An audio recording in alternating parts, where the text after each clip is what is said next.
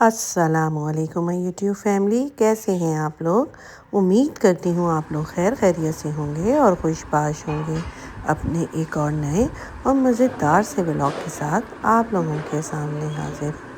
ये जी हो रहा था सहरी का टाइम और सहरी में बन रहे हैं गर्मा गर्म मज़ेदार से क्रिस्पी पराठे। साथ ही बनेगी मज़ेदार सी गर्मा गर्म चाय।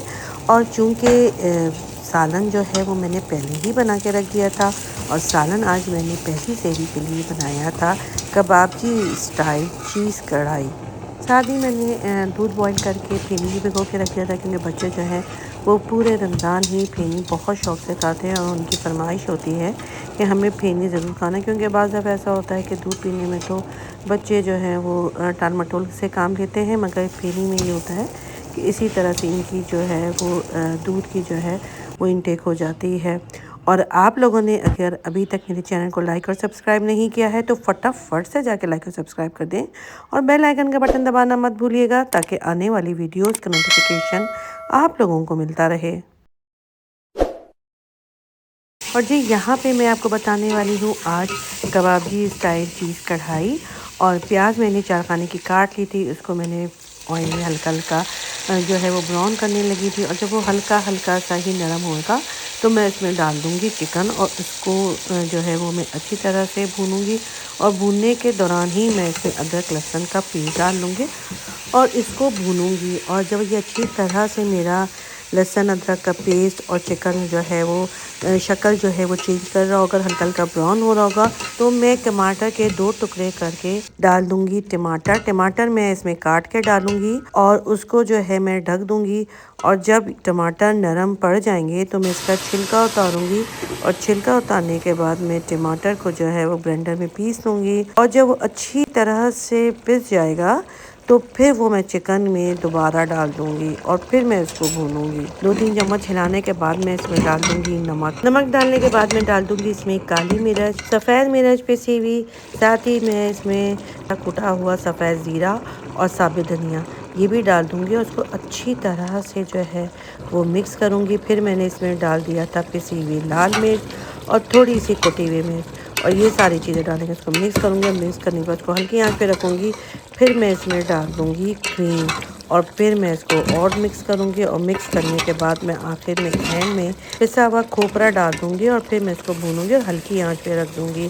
जब ये अच्छी तरह से इसका चिकन वगैरह गल जाएगा और मसाला भी भुन जाएगा तो फिर मैं इसमें एक दफ़ा और क्रीम डालूँगी और फिर मैं इसमें डाल दूँगी थोड़ी सी चीज़।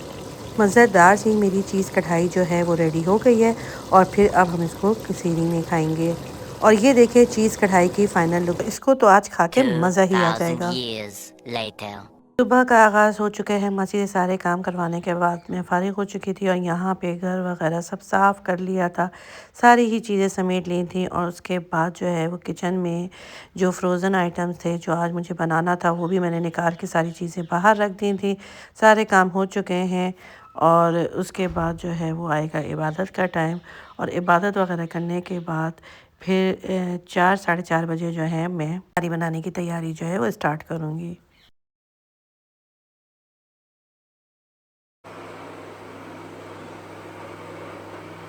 शाम के 4:30 बज चुके थे और मैं आ गई थी किचन में और मैं अब बनाऊंगी अपनी अफ्तारी की चीज़ें।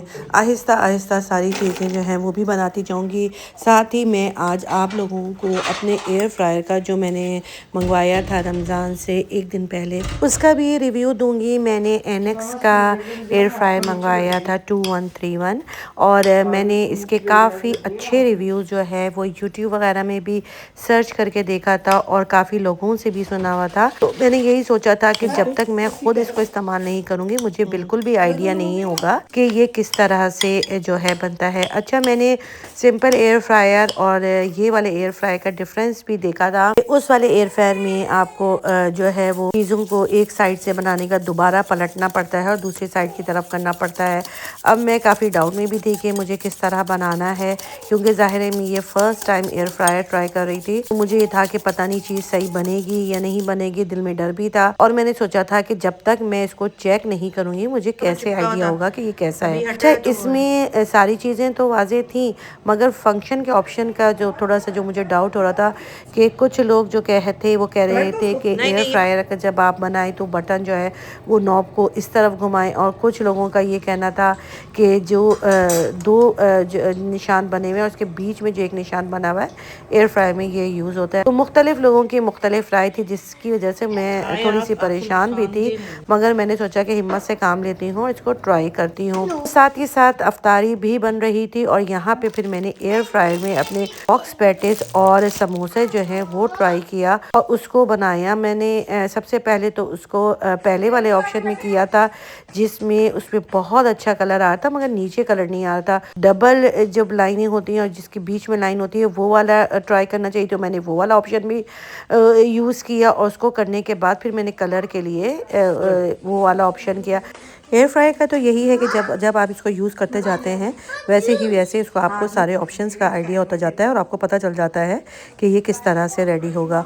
और इसी के साथ दीजिए मुझे इजाज़त, अपना ढेर सारा ख्याल रखिएगा। अल्लाह हाफ़िज़।